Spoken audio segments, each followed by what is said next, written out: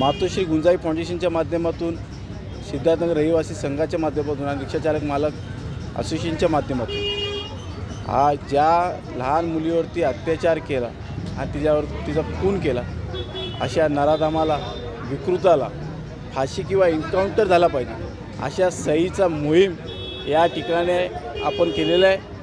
हजारोच्या संख्येने नागरिकांनी इकडे स्वतःच्या हस्ताक्षराने या ठिकाणी मागणी केलेली आहे की अशा विकृताला जास्त मागणी एन्काउंटरसाठी आहे. बघा मागे तुम्ही बघाल ते सगळ्यात जास्त सह्या लोकांनी केल्यात की एन्काउंटर व्हावा. कारण अशा विकृताला जर आजच ठेचलं, मारलं तर मला वाटतं येणाऱ्या काळामध्ये हा संदेश पूर्ण अखंड देशाला पसरेल. त्यामुळे आमची मागणी आहे की त्याचा एन्काउंटर झाला पाहिजे.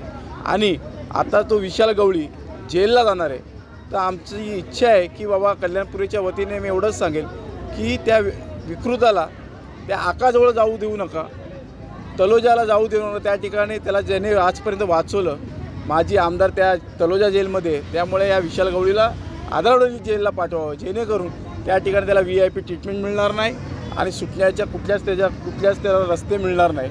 त्यामुळे त्या ठिकाणी त्याला आदरवडी या जेलमध्ये टाकलं पाहिजे. आणि या कल्याणपुरीच्या वतीने एवढंच सांगेल की मी या ठिकाणी गप्प बसणार नाही जोपर्यंत त्याला फाशी किंवा त्याचा एन्काउंटर होत नाही.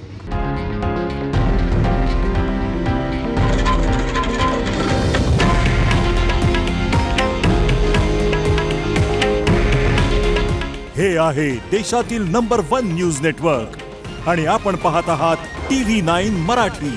काळजी तुमची, हित महाराष्ट्राचं.